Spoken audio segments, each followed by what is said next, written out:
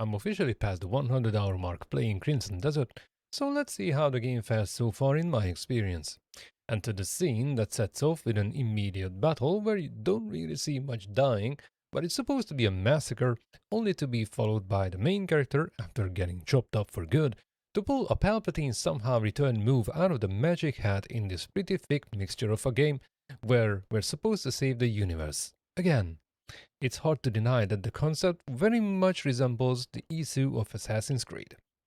The concept of no hands held steps up to a whole new level from the get go, as the game serves us with little to no explanation regarding the different mechanics at work, adding a sprinkle of confusion by letting you interact with everyone, then throwing minigames as such as arm wrestling and gambling at the player as mandatory missions, puzzles that sometimes have the dumbest solutions of the decade, and setting us up with NPCs we'd rather kill ourselves instead of saving them or capturing them alive.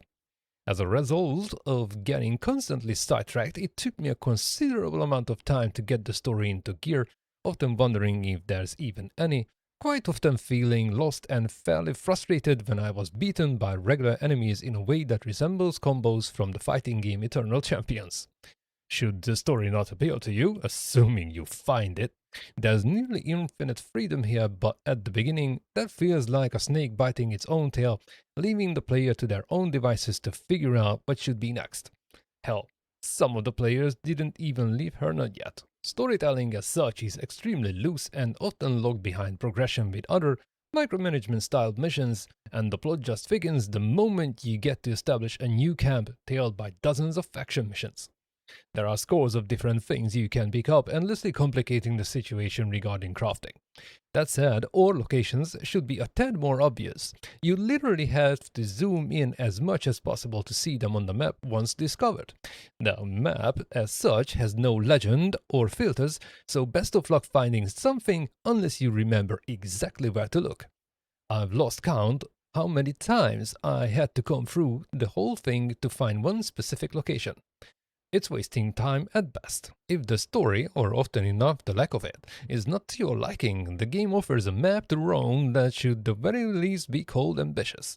The sheer size of it is impressive, and the number of seemingly random events, the locations, and the loot to find gives plenty to do for anyone in the meantime.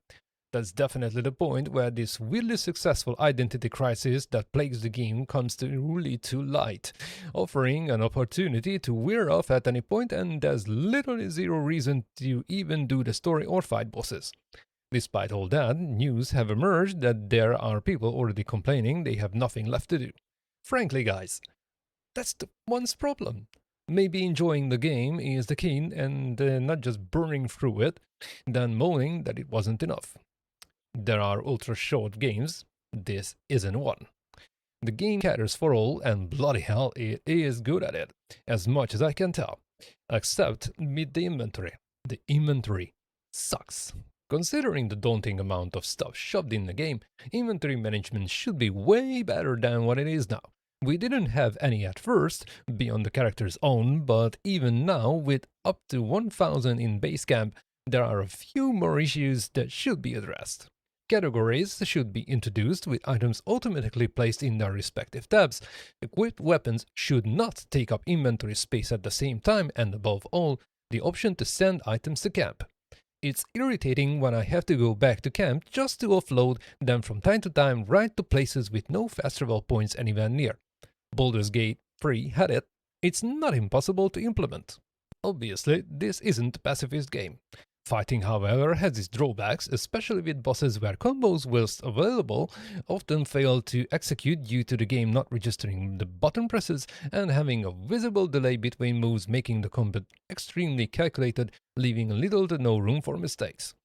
And mistakes are to be had, as camera handling is a touch away from god awful loads of times, and keeping the enemy in focus or even keeping the hard lock to stay on is a royal pain.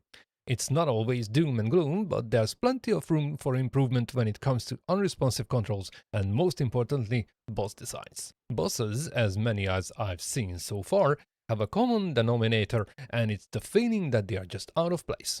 Selling technology as magic is not a new idea by any means, but when the boss is a flying cube with a poisonous gas cloud being used to land physical damage, that probably should be the moment when people start wondering what on earth are they playing.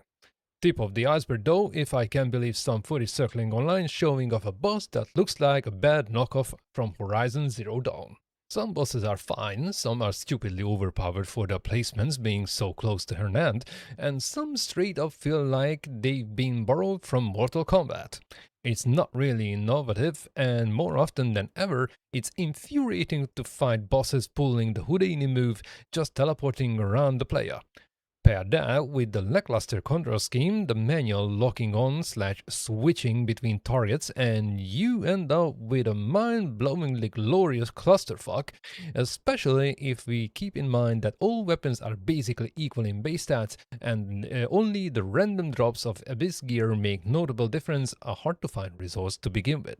As for visuals, the game delivers a fairly stunning overall appearance and only falls short straight on its face though when it comes to a number of cutscenes that just look low quality and fuzzy around the edges, which is in stark contrast with the rest of the game being beautifully rendered throughout. This, of course, can differ based on hardware, but I have my doubts for a reason. No, I do not run an Intel Arc GPU if that's what you have in mind. There's lots, and I mean lots, of room for improvement, and the possibility is high as the developers at Pearl Abyss have pretty much put most of the gaming industry to shame with the speed of their response and patch releases after the initial feedback from the player base. Rumor has it, updates will be free instead of getting released as paid DLCs, so with that cherry on top, it's not far-fetched a thought that the game might be the one for 2026.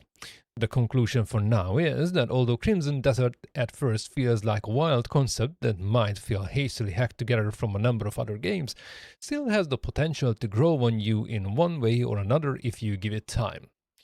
Thanks for watching, and I'll see you all in the next one.